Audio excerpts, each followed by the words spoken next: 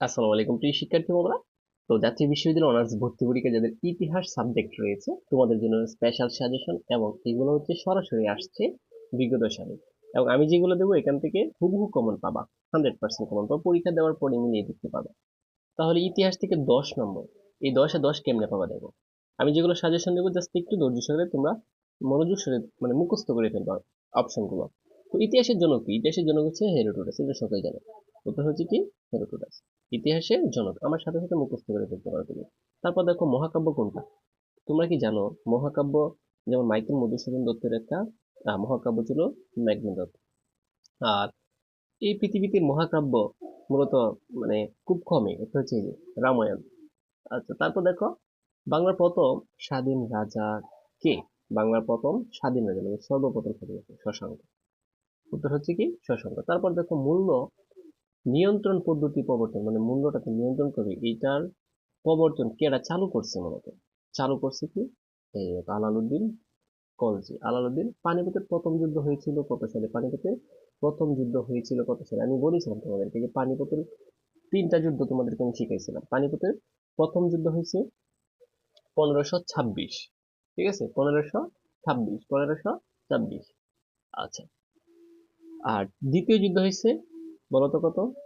56। 1556। আর তৃতীয় যুদ্ধ হয়েছে 1761। তাজমহল কোথায় বসে? তাজমহল তো এটা ঢাকায় নাকি?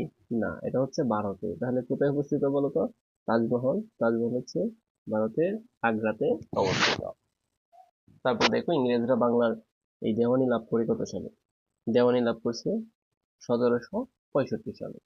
1765 সালে। কে মহান ভাষা সৈনিক হিসেবে বিবেচিত? ভাষা সৈনিক। ভাষা সৈনিক কি হতে পারে? এটা হচ্ছে আব্দুল মতিন। আব্দুল মতিন মানে ভাষা নিয়ে অনেক কাজ করতে মূলত। বাংলাদেশের প্রথম প্রধানমন্ত্রীর নাম কি? হ্যাঁ, ওইটা একটু জানার দরকার তোমাদের, যে বাংলাদেশের প্রথম প্রধানমন্ত্রীর নাম হচ্ছে তাজউদ্দিন আহমেদ। দেখছো কত সহজ একটা প্রশ্ন হচ্ছে, তাজউদ্দিন আহমেদ। আর প্রথম রাষ্ট্রপতির নাম বঙ্গবন্ধু। ওইটা হয়তো নাও আসতে পারে, কিন্তু অস্থায়ী রাষ্ট্রপতির নাম সৈয়দ নজরুল ইসলাম। আচ্ছা, তারপর দেখো এই যে ডক্টর ডক্টর কামাল হোসেন, তিনি হচ্ছে সংবিধান রচনার মানে কারিগর। সংবিধান হস্ত হাতে লিখছে তিনি সর্বোচ্চ। আর এইচ কামরুজ্জামান হচ্ছে কি অর্থমন্ত্রী ছিল। আর ক্যাপ্টেন এম মনসুর আলী হচ্ছে কি যেন অর্থমন্ত্রী। আচ্ছা, তারপর দেখো ফরাসি বিপ্লবের দার্শনিক। ফরাসি বিপ্লবের দার্শনিক কোন ব্যক্তি? ফরাসি বিপ্লবের দার্শনিক হচ্ছে জাজাক রুসো। জাজাক রুসো। প্রিয় শিক্ষার্থী বন্ধুরা, তোমাদের এমসিকিউ গুলো, ইতিহাস এমসিকিউ গুলো এই সিস্টেমে আসবে। যারা মানে কি বলবো 100% প্রিপারেশন নিতে চাও আমার এই চ্যানেলের মাধ্যমে সাবস্ক্রাইব করে রাখতে পারো। আর কি কোন সাবজেক্ট রয়েছে অবশ্যই আমাকে জানাও।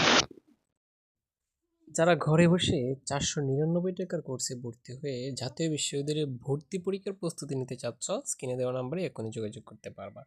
সো এখানে বাংলা সেকেন্ড পার্ট থেকে শুরু করে ইংলিশ এবং সাধারণ জ্ঞান 4টা সাবজেক্টের ফুল কোর্স নিতে পারবা। সাথে তুমি 2টা বই পিডিএফ ফ্রি পেয়ে যাবা। ইংলিশ এবং বাংলা 2টা বই ফ্রিতেই পেয়ে যাবা তোমরা। সো আর দেরি না করে এখনই আমাদের কোর্সে ভর্তি হওয়ার জন্য স্ক্রিনে দেওয়া নাম্বারে এখনই হোয়াটসঅ্যাপে মেসেজ দিতে পারো, যেখানে তোমার ক্লাসগুলো আমাদের প্রাইভেট ইউটিউব চ্যানেলে রেকর্ডেড আছে। তুমি ভর্তি হওয়ার সাথে সাথে সকল ক্লাসের রেকর্ডেড ভিডিও একসাথে পেয়ে যাবা, বেসিক থেকে শুরু করে।